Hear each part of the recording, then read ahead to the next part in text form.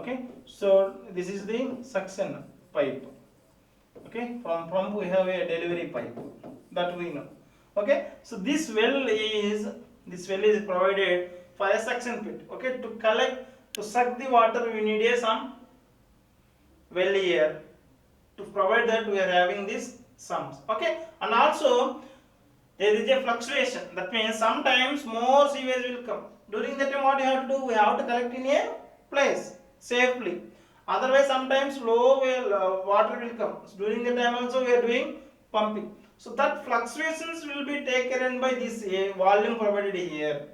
The volume provided by this sump will take care of all the fluctuations. Right? Next, the sump is so designed that sewage can collect in it from some time till rise to a in the level operates to float operable switch which can start the motor and pump the sewage is pumped out. Here in the well they are going to provide a automatic switch, right? So here what happened now, initially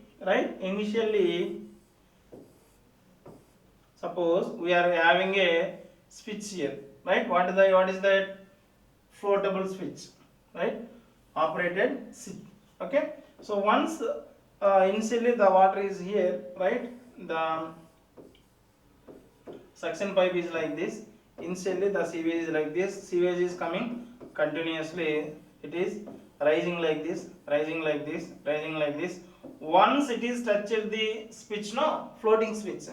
Once it is touched, from here signal will go to the motor, and so that the motor will get on automatically. Okay, if workers are there, every time we have to go and see whether this well is filled or not, right? So whenever continuously this sewage is filling, it will work.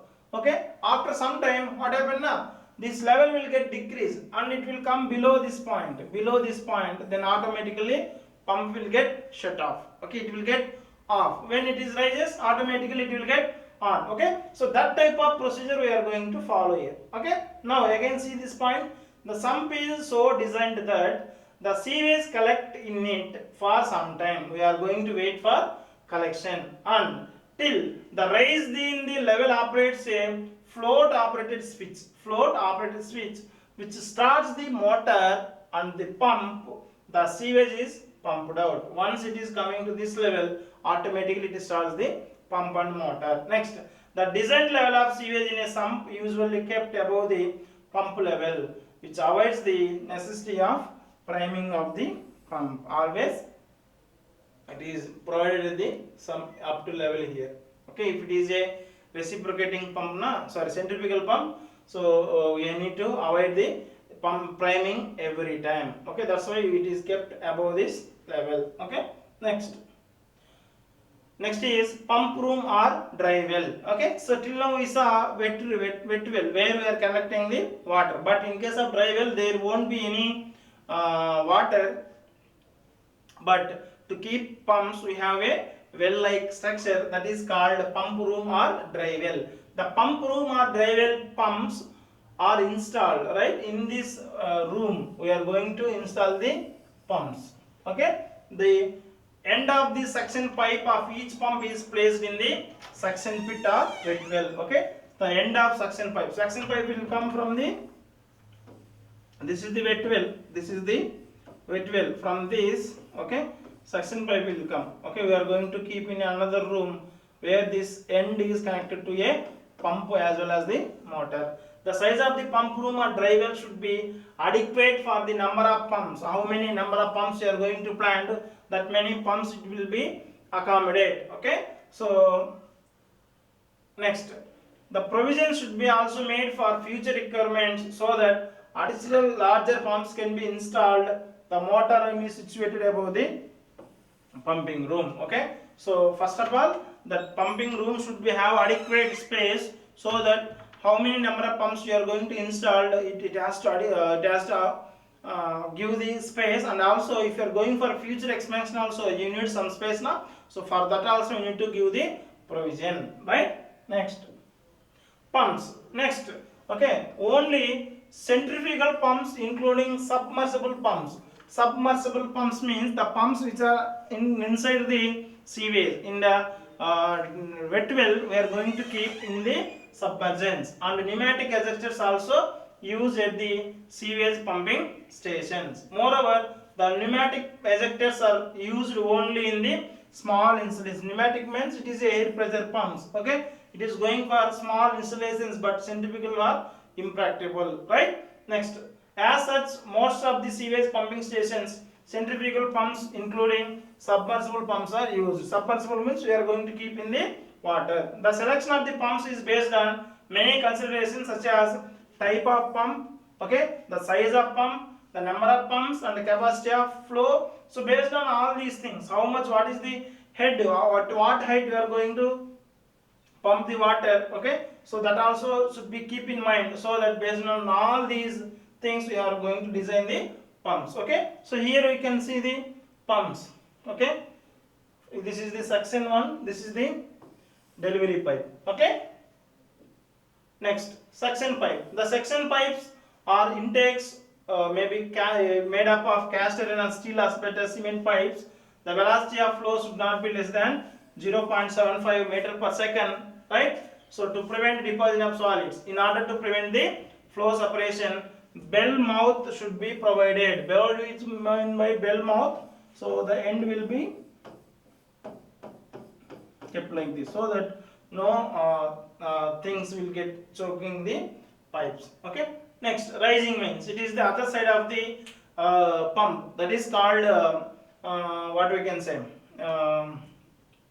delivery pipe. Okay, so the pumped sewage is led to high level gravity sewer through the rising main. Once you pump the from the suction, this is the pump, here we are going to keep to the higher level. Okay, this is the thing. Okay, the rising mains may be cast iron and steel as well as anything. The velocity of flow in the rising main should not be less than 0.75 meter per second to prevent the deposition of solids. Next, a reflex valve or non-return valve is fitted. Non-return valve means sewage cannot come back.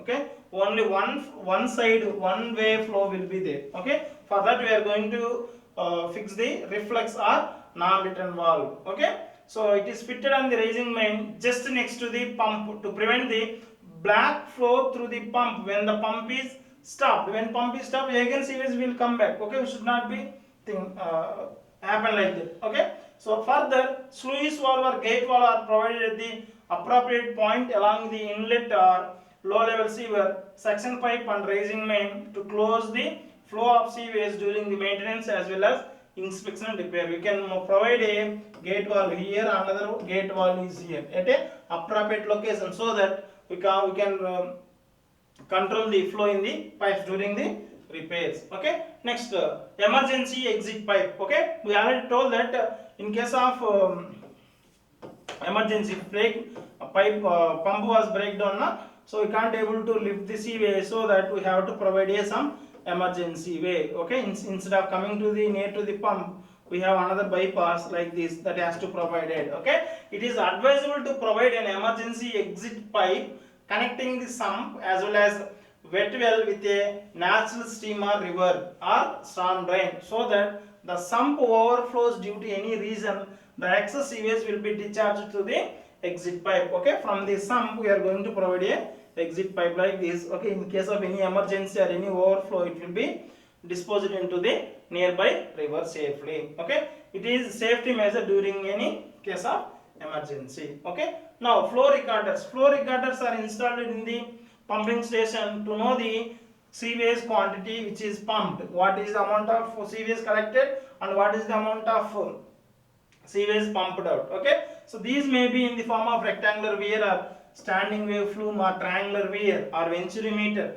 Okay, so anything will be used to know the what is the discharge. Okay, so it will be recorded by a electrical devices. It may be connected to the computer also. Okay, so these are the pumping station parts. Okay, so initially we saw grit removal, okay, grit chamber, and then we have a screens.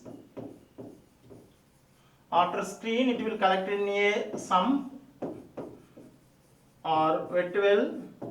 From sump we have another well that is called dry well or pumping room where we are going to install all pumps.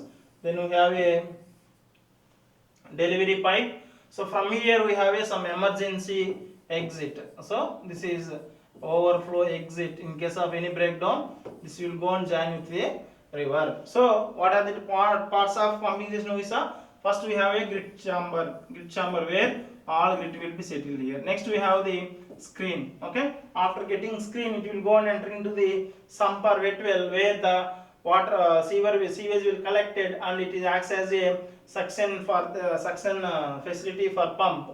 Then this is the suction pipe. The suction pipe will connect to a motor here, right, or pump, right. From there water will be lifted and sent out up to this. Okay, here we have a some what is called gate valves. Before and after we have some gate valves, and also we have some emergency overflows. Okay, if well is get filled, automatically the flow will go to the nearby river, and we are going to provide one non-deflex valve and appropriately after the pumping. Okay, so that the flow will take place in only one way, the sewage cannot come back to the pump. Okay, so this is all about pumping station and what is the suitable location of pumping stations. Okay, so in the next class we are going to see the next topic, house plumbing. Okay, so that's all for today. Thank you.